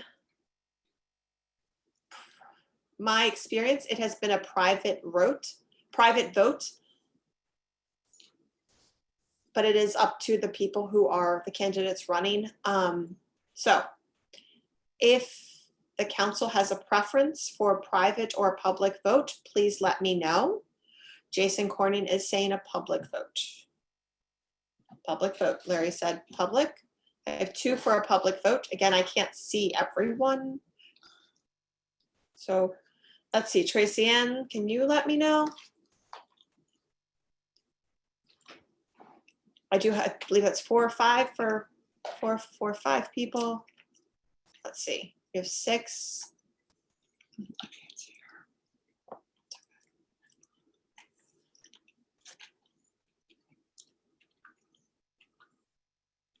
What is a quorum? How many do we need to meet quorum? Larry said, 9 or it's 10. important, 9 or 10. 9 or 10. We're at 7, 8 now. 8, oh, it's 6, 8. 7? I think we have 7. Are we good? Okay. We're good. Go ahead, proceed. We do have a nomination. Vikki has named herself to run for secretary again. If there are other individuals, I have not heard of another candidate for secretary. Would anyone like to nominate? Do we have any other names for the position of secretary? And to let you know, secretary is not designated to be only a state official or a private citizen seat. It could be either. So again, it could be anyone for the secretary position in this council.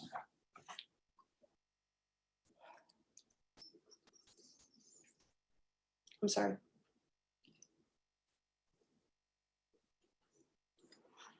Okay, seeing none, hearing none, no other volunteers or nominations. Okay. Can I get a yes or abstain?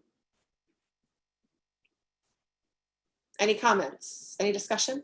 Larry is saying, I'm sorry, I thought, are we going to have a visual vote? Person, or do I call person by person roll call? Kelby, correct me if I'm wrong here.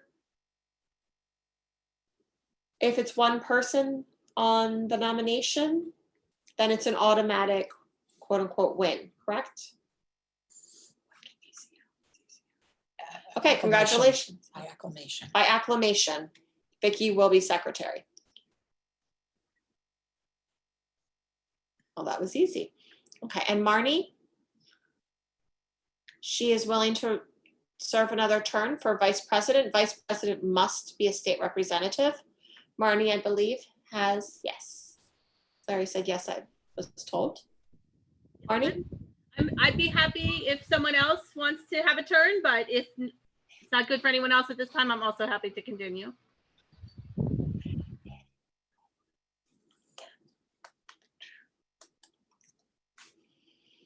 Okay. So Dr. Egbert is asking, is there another state representative who would like to be vice chair?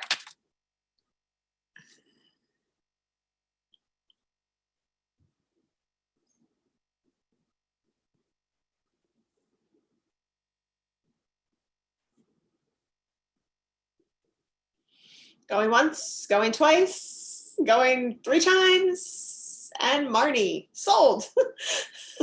Congratulations, Marny. Congratulations for vice chair again. Now, as for chair, this must be a member of the community, meaning the position of chair cannot be filled by a state representative who is serving on the council.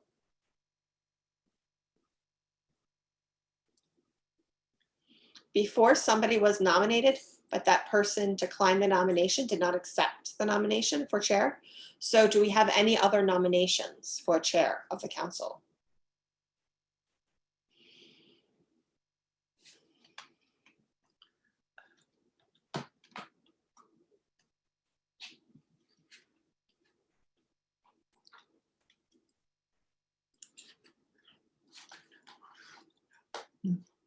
Jason, can I nominate? Jason Corning is asking, can I nominate myself? Dr. Egbert said you can self-nominate. You can. The only problem, I believe, myself, is that, and as I've conducted this, is that both of us are on our last term and our terms will expire. So we will be replaced mid-term as chair. So again, that's why I chose to run the elections versus running for an officer position. So just consider that. Again, you could become chair, but your term expires in what, 6 weeks? So I'm not sure. That's an option. Dr. Gray said, okay. Vikki has nominated Michelle. Michelle? Michelle, do you accept the nomination? Michelle Westfall does accept the nomination for chair. Is there another nomination? We should have 2 to run. Jason and Michelle. Jason and Michelle. So we do have 2 nominations. We have Jason Corning and Michelle. Westfall.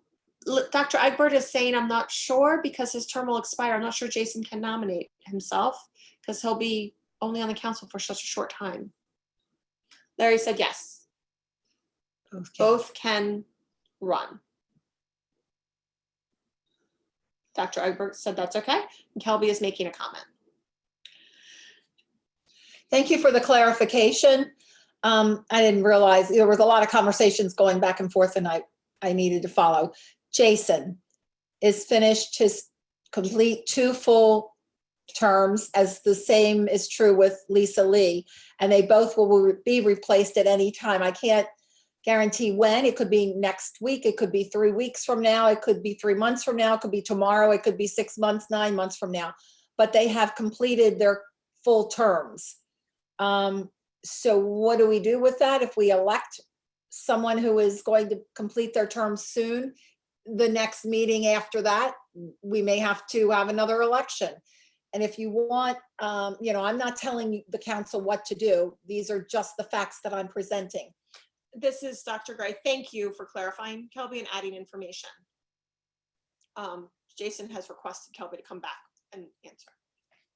So as a private citizen, I just want to make sure ODHH will be replacing me with another deaf-blind individual, not just a deaf individual, for that representation and diversity. Is that correct? This is Kelby speaking. Of course, I will do everything in my power to push for that, but I don't make the decision, but I will have conversations, 100% guaranteed, to push for a deaf-blind person to replace you. We like different perspectives, different viewpoints from different communities. Yes, definitely. My answer is yes, Jason.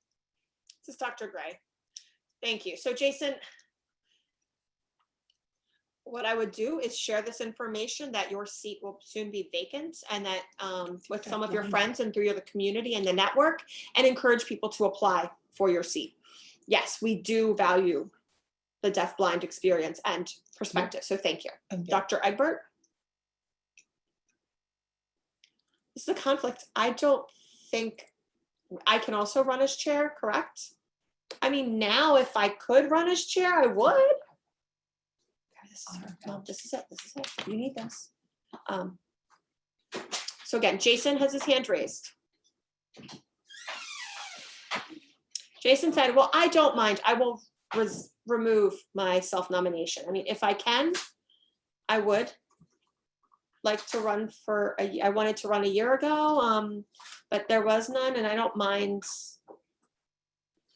But if somebody else would like to be chair, that's fine too. So Dr. Gray is saying to Jason, yes, Michelle Westfall and Dr. Egbert are now put herself in the running as well for chair. So there are now 3 candidates for chair. Jason, do you still want to run? Jason is saying, well, I don't mind, but if I don't have to, I thought there was no one. So I was self-nominating. Dr. Gray says, well, now there's 3. There are 3. It's Michelle, Dr. Egbert, and yourself. Dr. Egbert says this can be a public vote. So we do have to see a count for this. We can type if we prefer to use the chat to vote, But again, at the same time, do we have the option based upon our terms expiring? So again, it needs to be a member from the community. So we need a show of hands, or we need a typed response through chat for a vote. Tracy Ann, I believe, do you have a poll? Correct me if I'm wrong, but I believe that Tracy Ann was developing a poll. Tracy Ann responded through chat. The poll is anonymous. Hello, everyone. If you want to do a poll, that was for an anonymous vote. For a public vote, that means that I can show all videos and we can do a thumbs up, thumbs down, or you can respond through chat for voting. Dr. Gray said the challenge is that since Lisa Lee is now interested in running as chair, she would then have to resign as elections chair. So is there anyone else who would mind conducting the elections? Anyone on the council who could run the elections while Dr. Egbert is actually running for a position herself? They just let me know I can run it, so I will run it myself. This is Larry Gray. Okay, so I will run the elections soon. I believe we're coming up on the hour, so we will get this done expediently. We couldn't vote for you as chair, but I'm sorry, Dr. Egbert, can you give us a brief summary of your qualifications and why we should vote for you as chair? Jason. This is Jason Corning. I've been involved in the deafblind community for many years. I know what's happening with the state. I'm on 2 different advisory councils. I can provide the deafblind experience and perspective and view. And again, right now there is no other deafblind view being shared. I have a big heart and my heart is set. I have established my own business for deafblind communication and technology and consulting. And I've been involved in various capacities. So I would love for you to vote for me as chair. Dr. Gray said, thank you. Next is Michelle. Can you give a brief message about why we should vote for you as chair? Spotlight on Michelle, please. Yeah. You see her. Hello, everyone. I'm running because I love Maryland. I care about Maryland. I want to see Maryland do better. And I am very, very involved with the community. I'm a parent of deaf children. I have a connection to schools. I'm also involved with the alumni. I'm on the board of MSD Alumni Association, and I'm also on the board of MSSD Alumni Association. So I know those 2 schools very well. I am also involved with fundraising for the GUAA Alumni Chapter. And also the Gallaudet alumni. I'm familiar with those people. And I feel that I have a strong collaboration throughout the state of Maryland with different organizations and people. I'm associated with MDAD and other deaf organizations. And I think I bring all of those things to the table. I stay engaged. I'm the type of person that continues to stay engaged. I read email. I'm constantly involved. I'm reading messages. I'm responding to emails. And I think that that's why you should choose me. And thank you very much. Thank you. Thank you, Michelle. Our third candidate is Dr. Lisa Lee Egbert. Do you mind spotlighting her? She can give a brief description on why we should vote for her. Well, I have been on this board. This will be my 2nd term. And I have been a representative on this board. And while I've been a representative and council member, I have worked with various committees here in Maryland in regards to mental health here in Maryland, mental health services. So I'm a little bit nervous, forgive me. I've been very involved at the state level, very active in legislature. They recently passed, actually, I believe it was 2 years ago, not last year, they passed a bill that I was involved in, which was in regards to deaf parents, providing access to them, for parents of deaf children, providing ASL classes, materials, and resources for those hearing parents who have a deaf child and who are interested in streaming. Also, I was involved with the Hearing Aid Load Bank, creating various resources for parents who have recently found out their child was deaf, and what do they need and what do we do and how can we provide this? I was also a co-author for an educational book on publication. Hopefully it'll pass next year. So again, I've been involved within deaf education, mostly through teaching and with interpreters as well. So again, I was just interested, and here I am. Those are my qualifications. I hope to work together with everyone. Thank you so much. Thank you. Now you've seen the 3 quick biographies and interests. Now, how should we run this? Should we have a poll? Okay, so do you mind, everybody put yourself on grid video and come up on video, please, so we can see you. Okay, I want Tracy Ann, you can do this for us, please. I want all of the members on video. Thank you.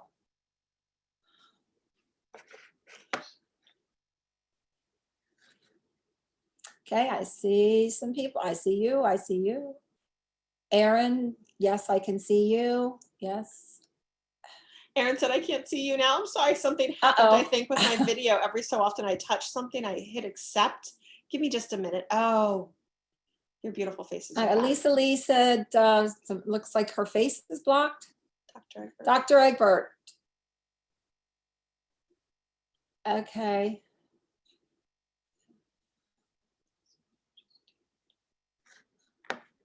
Those of you, if you can't see me.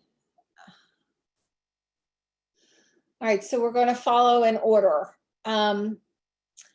All in favor of Jason Corning being the chair, please signify by raising your hand on video. Kelby has added, you may type in chat as well if you do not have video.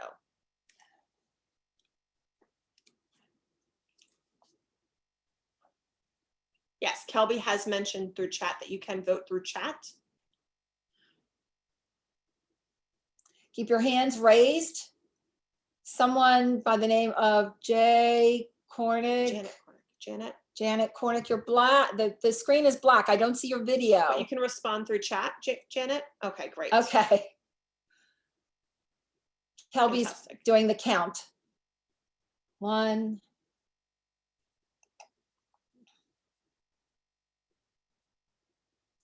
I think there's 5. I think I see 5. Dr. Larry Gray says, I think I see 5. Okay, 5. Okay, thank you. You can put down your hands. Thank you. Next would be Michelle. All in favor of Michelle being chair of MACDHH, raise your hand. Or type your vote in chat.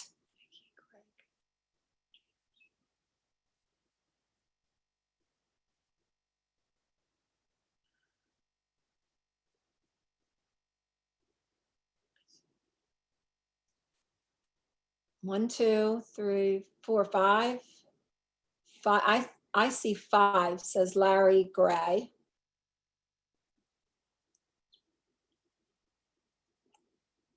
Would the CDI switch, please?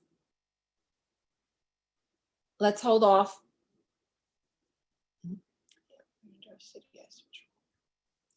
Okay. Okay, so now all in favor of, okay, right, put your hands down, please. All in favor of Dr. Lisa Lee Egbert as chair, please raise your hand or type in chat.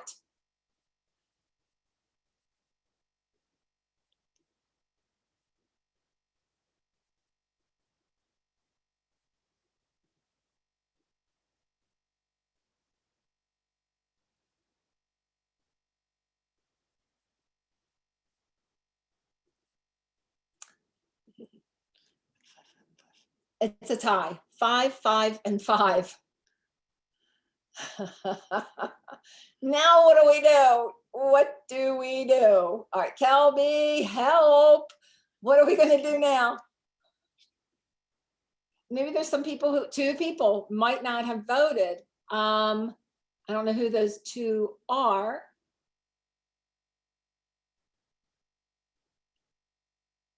Those who have not yet voted, could you please vote? Or let me know that you're abstaining from voting.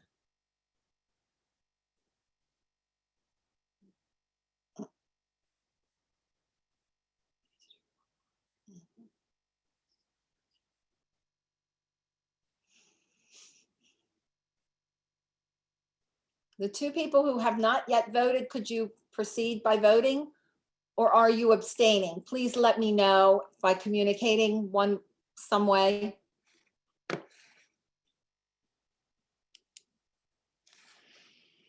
Now what do I do? What do we do?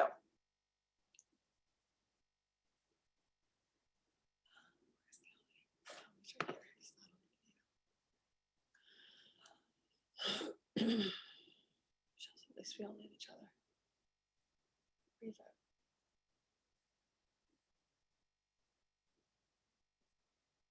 Oh, he's not this type. Oh, Kelby, it looks like we have to vote again. Or we could do a roll call. Either way, we could do a revote or a roll call. Okay, there's 1 additional vote for Dr. Lisa Lee. Does that change the numbers for us? Kelby.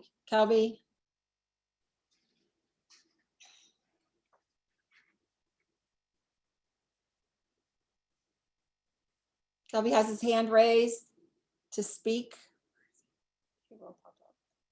Please spotlight Kelby. Hi. My suggestion, Chair, is that what we do is a roll call vote. I Okay, was just looking at the list and I you would provide the names for all members on the council as you say their name. That specific member will respond with their vote. I apologize. But we should do a roll call and then that way, Chair, you vote last. okay, And that's traditionally how you do. okay, And you count member by member. My staff will document the count. You can count as well. But as you say that council member's name, they will respond to you with a vote through video, thumbs up, or chat.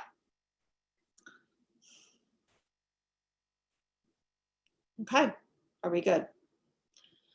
Now, we do have 3 candidates, if I'm correct. Those 3 candidates are Jason Corney, Michelle Westfall, and Dr. Egbert, Dr. Lisa Lee Egbert. According to our website, the first council member is Spencer Dove. Your vote is? I'm sorry, Spencer, I think doesn't have video. Spencer has typed, it's 1 for Lisa Lee. The next on our list, according to our website, is Aaron Buck. Aaron, your vote is? I vote for Michelle. I'll hold Chair Gray for at the end. Marny, your vote? I vote for Lisa Lee. Okay. The stuff asked, can we confirm the count? Can we confirm the count? Are you counting? So let me confirm with my staff. They are counting. Okay. We have Janet Cornick. Janet, you can type. You have a black screen. Janet, you can type your response or speak it with unmute yourself. Okay, I'm just waiting on Janet's response. Gordon, your response. Michelle. Jason Corney.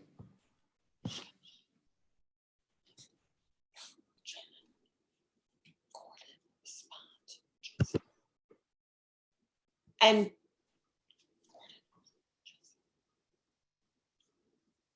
okay, thank you, Gordon. We've recorded your response. Greg James, your vote? I vote for Michelle.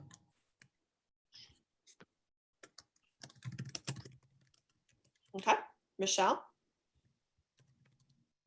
Jason, Jason, your vote is for yourself? Yes.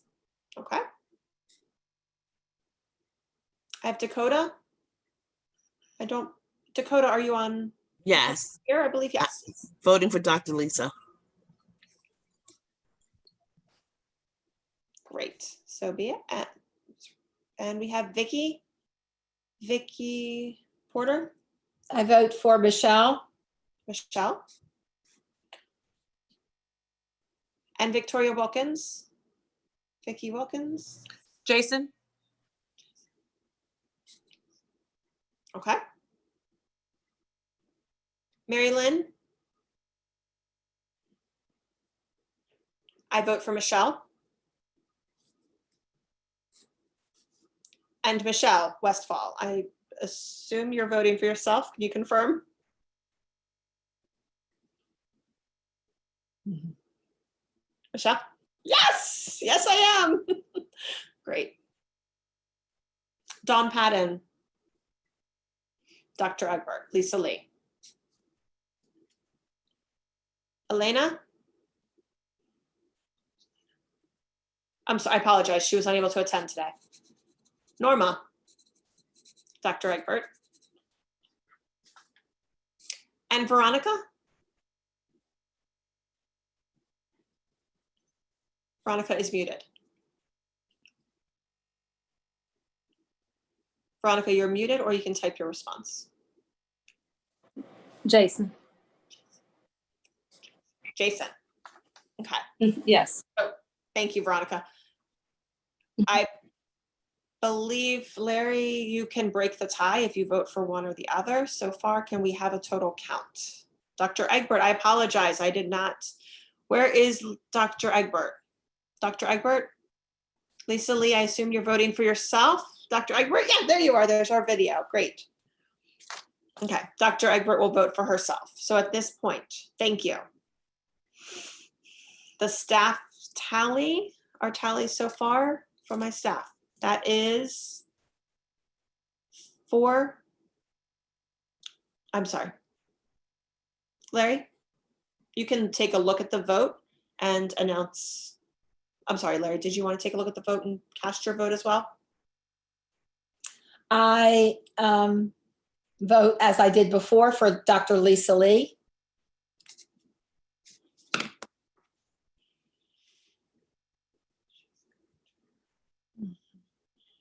Okay, this is Kelby. I believe that the tie has been broken. It's Congratulations, yes, congratulations. Dr. Lisa Lee. Congratulations. Congratulations. You are the chair for the next 2 years, and we look forward to working with you as a member of the council. I will work with you. Have an exciting term going forward. Congratulations, Dr. Lisa Lee. Now, to wrap it up, announcements. And then the next meeting, Dr. Lisa Lee will take over as chair. Now, the next meeting is September, and we don't have an exact date. We'll have to discuss the next 4 dates, and we will mail them out, send them out to the council. Kelby, the Legislative Awareness Day in October, is that going to happen or not? We're not sure. If we can't do Zoom, how are you going to handle this, Kelby?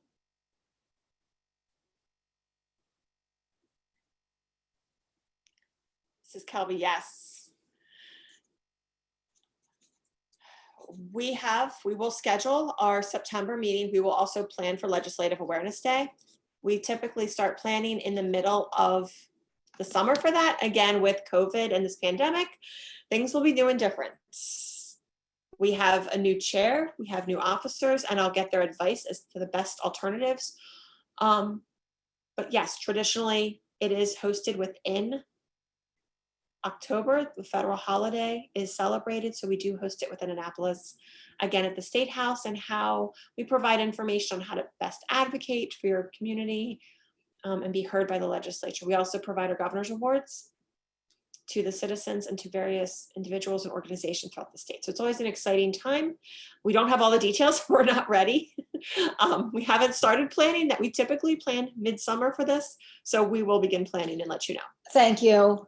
So Spencer has an announcement. Can we spotlight Spencer, please? Good afternoon, everyone. This is Spencer, making sure that everybody can hear me. We can hear you. Yes, we hear you. Perfect. So I just wanted to highlight real quick, our agency's commission is composed of 9 members appointed by the governor with the advice and consent of the Senate. We were at 7 out of 9 commissioners, and we recently had 2 join us. The first is Mr. Jansen Evelyn. He is the Assistant Chief Administrative Officer for Howard County Government. And then also, I thought that the council would be very pleased to know that the governor did appoint Mr. Jeffrey Rosen from Montgomery County. He is a deaf attorney and a civil rights advocate and true leader. Both are officially appointed to our board, so we welcome their perspectives, their diversity, their background, and definitely look forward to working with them to advance the mission and the vision of our agency. So welcomed additions to our board, and they've been fantastic so far. Thank you. This is Dr. Gray. That's great. Thank you for sharing. And if you may or may not know, Spencer Dove is our representative from the Maryland Commission on Civil Rights, MCCR. So thank you, Spencer. Do we have other announcements? Any more announcements, any comments, any information to share with the board? That being seen none, we will conclude our meeting at 3:14 this Monday, and I look forward to seeing everyone at the next meeting. Thank you. Thank you to our interpreter.